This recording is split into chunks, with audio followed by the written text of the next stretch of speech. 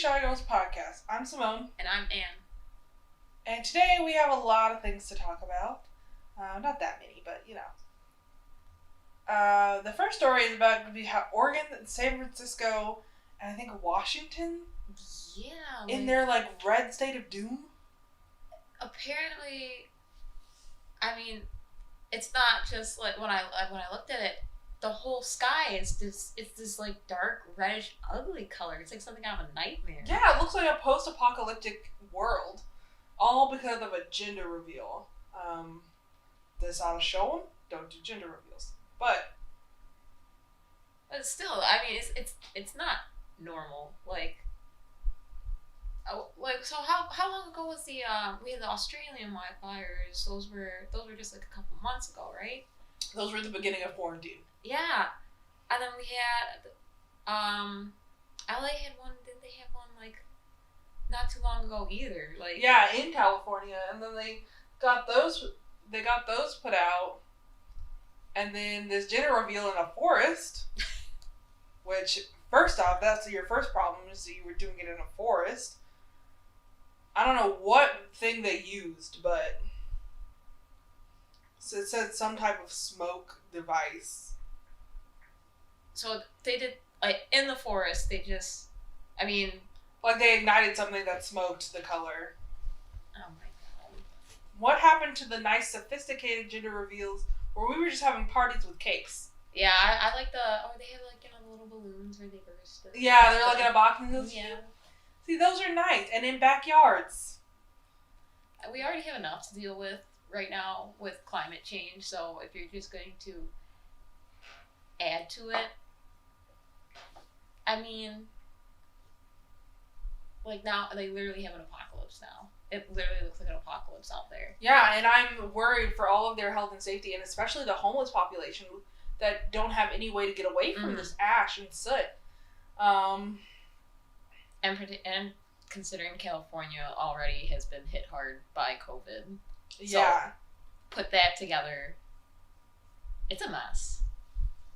Yeah, it's a big mess, and I hope that everybody is healthy and that those who are evacuated have a place to go. Yeah, it's just really hard. But for our next story, we're going to talk about all the Trump supporter boats sinking. Oh my god. So funny. I have to say that the funniest part about them sinking is that one of the bigger boats drove by the smaller boats and created a wave that sunk the smaller boats. I just saw this picture of first of all, I didn't even know that they were having this rally on the water. Where did you think they were having it? No, I didn't, why would you think that's a good idea? But wait a minute, I'm sorry. I'm thinking about who I'm asking that question to. Right. Even the non-Trump supporters and their over Labor Day weekend with all of the people in the it's a river, right? No, Lake Michigan. I guess technically it is a river. Yeah. But it's just called Lake Michigan? Are you thinking of Chicago River? Because we got the Chicago River. No, but technically it's a river because rivers go into the ocean, into larger bodies of water, and lakes are surrounded by land, so that is a river. No, it's a lake because it's surrounded by land, right? No, it's not. It is. It's surrounded by, let's see, you got... All right, hold on, I'm going to look it up. You got Michigan, Wisconsin, Illinois, Indiana. I know this because I remember going to Michigan and you could look out and you could see, if you ever go there, you could see Indiana and all the different states.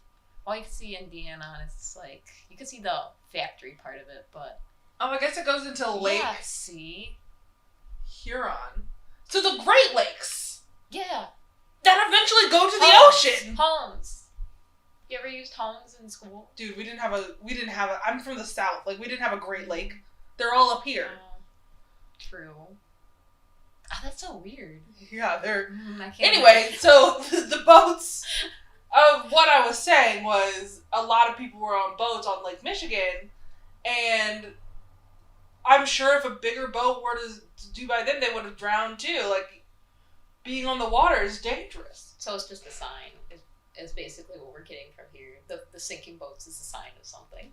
Of what? Of the sign of what? A sinking campaign. I personally think Trump is going to win again because it's hard to beat an incumbent, but that is a whole other mess. That is, and that's something we'll get probably more into in like a month. Yeah. Less than that. We're already, oh my. Yeah, election is like, what, 2 months away. 2 months, yeah. Wow, that's crazy.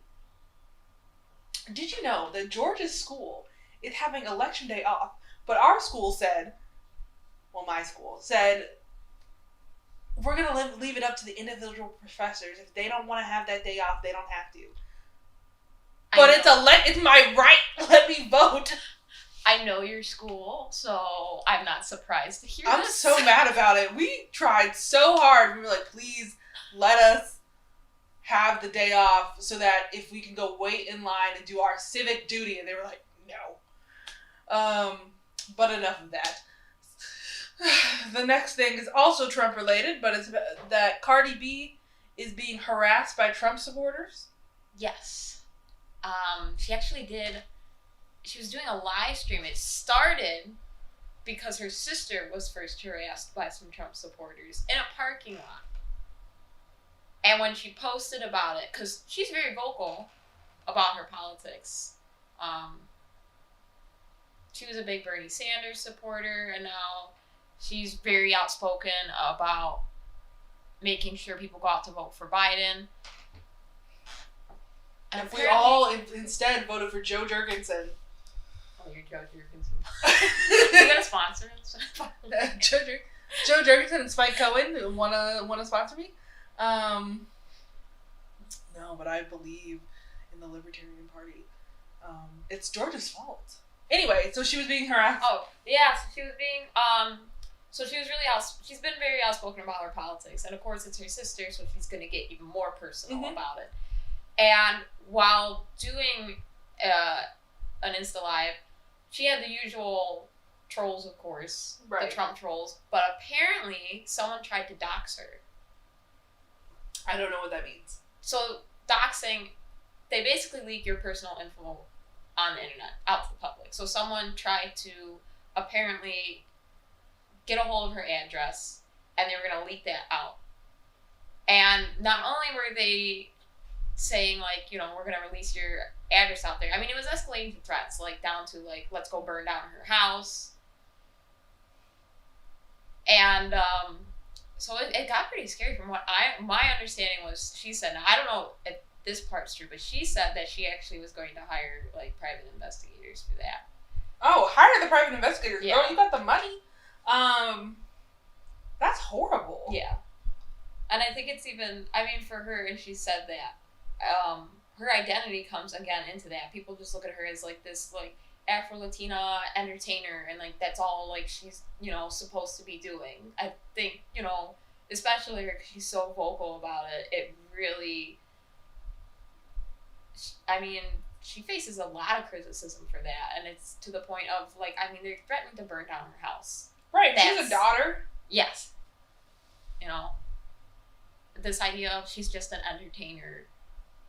But, yeah, so we'll have to, that's still, apparently it's an ongoing battle still. She's still got, like, a whole, like, army of now, like, far-right people coming after her. When was this? Let's see. I think it was about 3 days ago was the incident where someone tried to dox her. So when you first told me that Cardi B was being harassed by Trump supporters, I really thought it was because of that picture of Cardi B in the water, and there's, like, Trump boats that were being sunk. That's what started it. So it actually, like, way back, like, I mean, apparently someone was using her music for the rally, okay? And as, like, I mean, kind of a dumb move if she, like I said, she's been very outspoken about her politics. Wait, so the Trump supporters were using her? They were using her music, and of course she's going to speak out about that. And it's no secret, her politics are no secret. She's been very vocal about it. So for them to get mad that she was going to, like, speak up about it, all I can say is you kind of had it coming. Yeah, that's kind of insane because, like, nobody's like, you know who really aligns with the right wingers? Cardi B. Like, like, it was just dumb of them. But I'm really sad that people are threatening her. I forget that celebrities. I am at fault because I also forget that celebrities are real people and have real emotions and have real fears. Mm-hmm. So I know that there are other people who do that, but I mean, I would also never threaten anybody. I mean, especially just like you're the law student. I mean, leaking someone's personal info online, their personal address, no matter who they are. Again, it's like what you said. They're a person. That reminds me. Did you see that Trump Jr. said he was talking about the Kenosha shooter? And he was like, we all do dumb things at 17. And Twitter is like, retweet if you didn't murder people at 17. And I just think it's so funny because nobody murdered people at 17. It's not like they smoked a joint. Like, he murdered somebody. Yeah, I don't think I was thinking at 17. Time to go strap up my gun and go look for some peaceful protesters. No, like, I'm typically pro-gun, but... yeah, I don't think even pro-gunners, like, young pro-gunners are like, let me go into a crowd of people with my gun and start shooting. For any reason. They're more like, can we just go hunt some deer? Like, they're fine. But, I just thought it was funny, and I don't have you on Twitter, so I have to... I know, I should make one. I have to make one. I'll get to that eventually. Yeah, I'm making a Twitter. Oh, that explains why you weren't... I was trying to tell you to post on, like, the Two Shy Girls Twitter.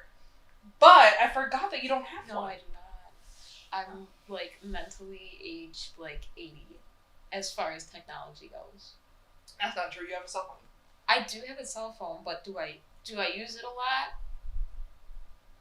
I mean, sometimes you guys will get a text from me like 6 hours later. Well, I mean, you're also teaching, so... That's true. Side note, no, this isn't on topic exactly, but I'm starting to feel a little bit for our professors as far as the Zoom goes. I mean, the number of times that I have lost signal or the volume's not working... Oh, no, I feel bad for them because I feel bad for me. Like, today, I was in class, and my internet just went poof. And I was like, where'd it go? It just said, no longer connected. And I was like, but I was just there. I didn't do anything. And so, yeah, it's a problem, and I know that teachers are having the same problems, and... It'll be interesting to watch, because CPS... just went back. They just started this week. Oh, did they really? Yeah. Yeah, they just started this week because they usually start after Labor Day. So it'll be interesting to see next week how that goes. Maybe we'll be looking into that more. You know the crim law professor that you had? He's also my crim pro professor. He was in class yesterday talking about how, like, his dog, like, his dog was sitting on his lap and he was like, here's Joey. And then, who names their dog Joey, first off? That's a weird name for a dog. And he's like, my dog, and then because we were talking about drug dogs. He's like, my dog goes everywhere when he's walking. And we're like, yeah, because he's not a trained drug dog. And he was like, yeah, I I have to pull on the leash. And we were like, what are you talking about? Like, why are you Then he said that the Joey pooped in the house. Oh. And he was very upset. This was during, he's on Zoom now? Yeah. Oh. Okay. Yeah, he's on Zoom. Oh, so see, look at all that time last semester, thinking back to all those recordings he wasted when he could have been having conversations like this. To be fair, we have had class 3 times, and every single time we have gone to 3 hours. So I miss The 20-minute. The 20-minute lecture. The 20-minute lectures. Where I did you ever speed it up? Because what I would do is I would record it off of one of the recording apps, since he didn't have it on the record, and I would speed it up. You could have speeded it up on Ponto.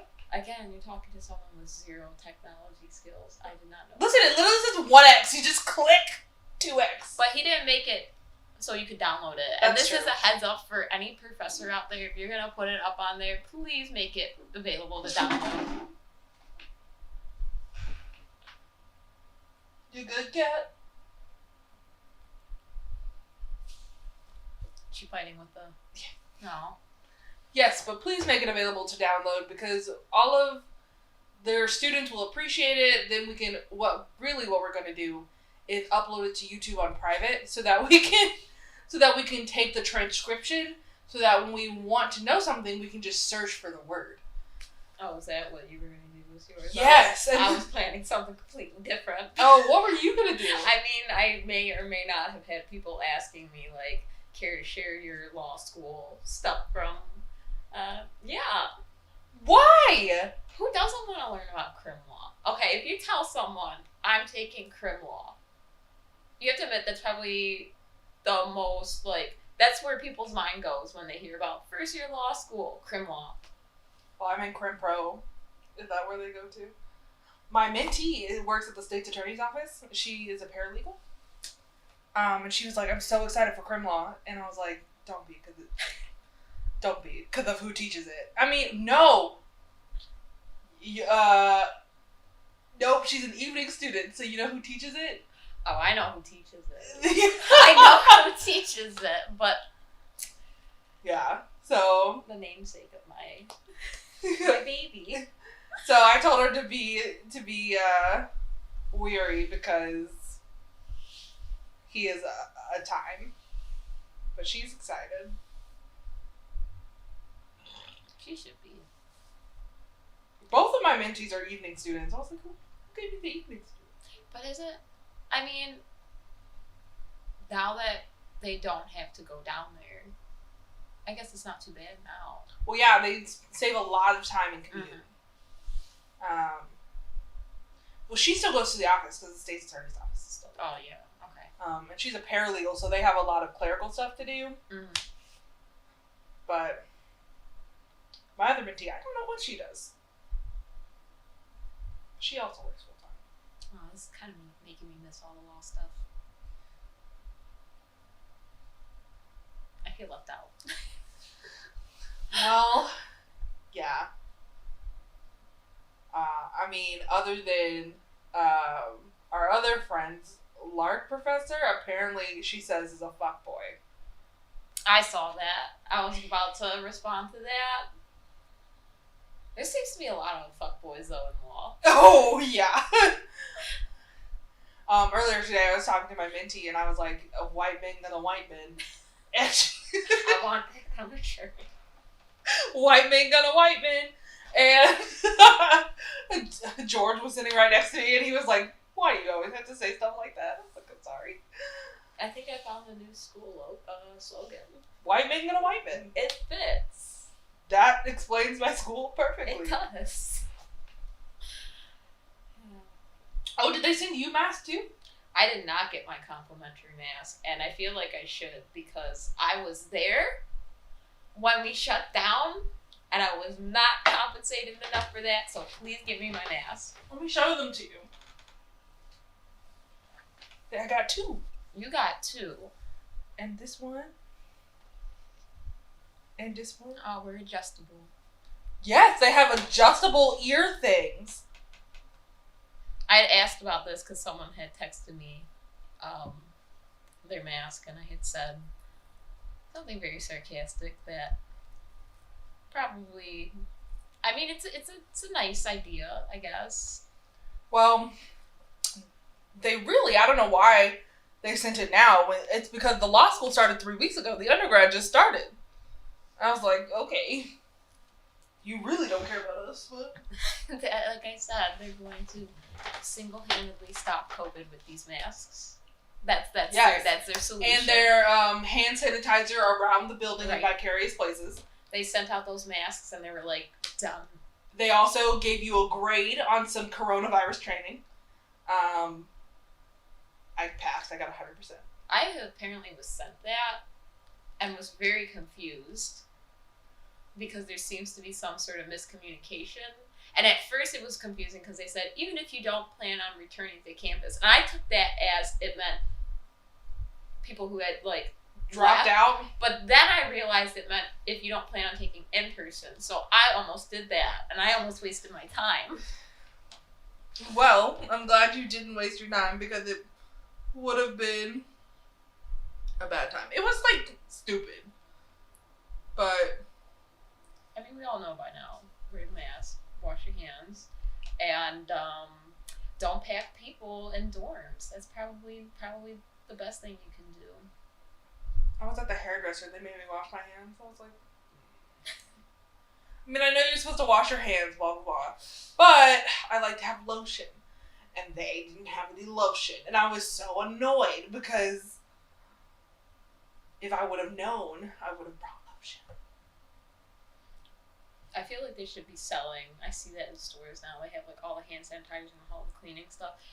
Really, they need to put some hand lotion in there. Right, and you know what? I blame Bath and Body Works because they had this idea for the hand sanitizer, but didn't think of little bottles of lotion. Right, it would have.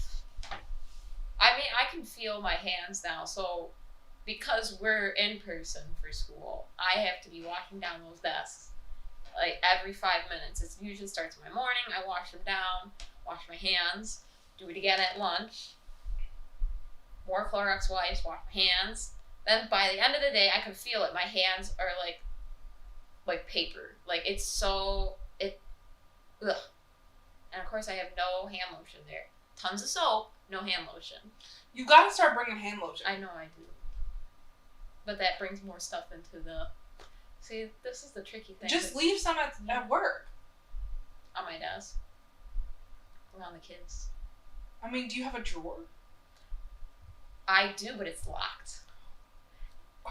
I am only temporarily in there, so apparently someone does not trust me enough to unlock the drawers. Alright, well, you're gonna have to just pack a bag and keep hand lotion in it. I am. Or find a locker. I'm sure there's one around there. Don't you teach little kids? Why do they have lockers? Little kids? What? They're 2nd grade. Yeah. Do they need a locker? Yeah. Alright. I didn't have a locker in 2nd grade, but... I'm learning a lot of things. That's cool. I did not know that. I didn't have a locker until middle where'd school. You put... So where did you put your stuff? We brought it. We took it with us. Like your backpack? Yeah, we just carried it around. Wow. That's different. No, it's not. It's also like you guys say junior high. No, we say middle school. Well, it depends. If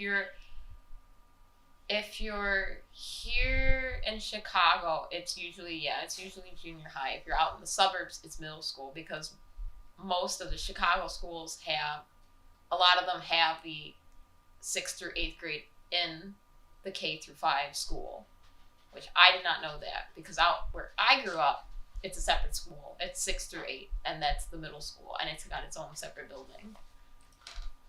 Yeah, that's how we were. Middle school had its own separate building. Apparently that's not a Chicago thing. But ours were also right beside the high school. So, like, well, at least mine specifically. So, like, the middle school was facing, like, the left, and the high school was facing the right, and the bus lot was in the middle because they used the buses for both. And so you could exit from either school and be in the bus lot. That is so different. It's not that. I mean, it's smart designing. So that you can only have one bus fleet for both schools.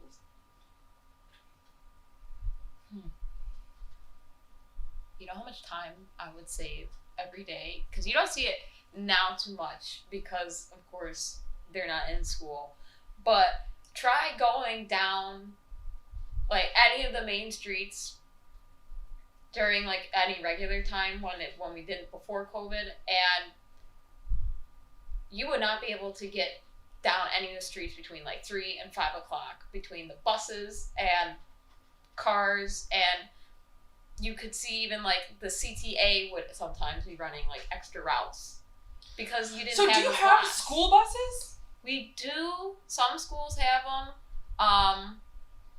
A lot of students end up relying on the CTA though, and I have noticed at some schools, like, because the schools are against some of the biggest streets, they have that CTA stops there, so CTA will run like extra buses through. That's so weird. Oh yeah, I remember I used to come home from when I was commuting to college.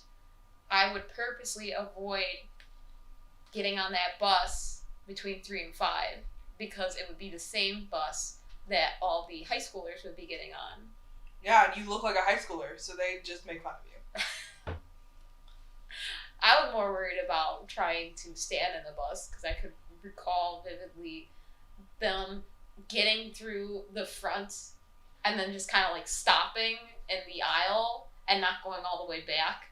And we did have one bus lady though. She was so funny. She would stop the bus and she reminded me of a teacher. She'd be like, I'm not moving this bus until everybody moves to the back. And I never saw like a CTA like bus driver before so like bent up about that. It was so funny to watch. I always wondered if she had any classroom time at one point in her life because wherever you are, bus lady, I love you. Thank you for making my rides back so much easier. Well, let's get on to our last story, which is a local story about Albany Park landlord who is removing longtime tenants. Yes. It's my old neighborhood where I was living these past 2 years now. Yeah. So what did were you able to check that a little bit? I looked a little bit into it, but I was unsure about whether he was just removing the long-term people or if he was removing everybody from the building. So from what I understood, and this is where most of my law school knowledge would come in handy had I paid attention. Nobody paid attention to property. And contracts? Oh. It's a contract too. Don't forget contracts. I was just trying to explain contracts to somebody and I was like, promissory estoppel, I could not get the words out. I can't. You say the word and I kind of remember it, but I really don't. Promissory estoppel just gave me so much anxiety, so for no good reason. I always would just say, is it a contract? Yes. And that's would be where my answer would stop. Be like, it is. Sure. Is there an offer? Is there an acceptance? But no, apparently what they had prior to this new landlord was they had a month-to-month lease. Okay. And I don't think it was anything official. But then this new landlord came with the understanding that, yes, this building needed work, but, it was clear that there was one resident that's been in there for, I think it was 14 years, it could be a little longer. So he had an idea that this wasn't just someone's temporary stay while they go to school or whatever. These were long-term residents that clearly this was home for them. And of course when COVID hit and the shutdown happened, for a lot of people, rent was it just was not doable. Right. And I think for these residents particularly, the building itself needed a lot of repairs. One resident had said the backlight would only go on in the early morning hours, not one as soon as it got dark, which is when you really need it. Someone said they had, I think it was a faucet or something, they had to have a neighbor come fix it. So that obviously, yes, the building was falling apart. And when this person bought it, it sounded like his intention was to basically develop it, but just not develop it for the people in the community. Yeah, so basically more gentrification. Yes, that's what we all need, right? So right now there's it's hard for people, I think, sometimes to think like, oh, apartment rent or whatever. But this is really like, this is home for people. This is truly their home. And for this person to come in and, first of all, like, turn it on them and say, like, you're the ones who started, like, this rent strike during, like, the shutdown. But it sounded like, even if they had not done the rent strike, like, his intentions this whole time, because he went and said, well, there's no way I'd be able to do the work on the building if people were living in there. I mean, which is fair, but, like, you could have also just provided temporary housing for them while you were fixing the building. Exactly. And I feel like your loyalty to long-term, like to long-term tenants that are going to be, that are going to continue paying as much as they can, like, you know that they're not going to try to leave, so you don't have to worry about getting a new person. I think that means more than like developing. Mm-hmm. I mean, also, don't we have ordinances against developing into like? So the tricky part with this was there was an ordinance passed that now I believe it's like 120 days you have to give people if you're going to, like, say to them, you cannot live in this building, like, anymore for whatever reason, like fixing or, you know, it's just not working out. You have to give them, like, I think it's like 120 days notice. But that wasn't passed till after this incident happened. Oh. So now they only had like the 30-day notice. Yeah, because it can't go retroactively, and that sucks. But what they're trying to, I guess, what they're really emphasizing is mainly the shutdown, because that was a big issue. Of course, there were landlords who were very understanding, who they basically, like, cut rent for some people, they froze rent, but there was a good chunk, and this is one example, that basically said, like, not my problem. That's horrible, especially in the middle of a pandemic. Like, that is not what people need. People need homes. Like, the huge amount of people losing their homes during this pandemic is just disheartening. Mm-hmm. I mean, because capitalism is so bad that we can't, during a pandemic, just let people live there for free. Like, the end all be all, you should care more about human lives than you should care about money. And especially what you said, these, if you know these people are going to pay because they've been here for a while, like, they're talking right now, they talk about, like, we're trying to raise money to pay back the rent that we, you know, didn't pay you during that time when we were striking.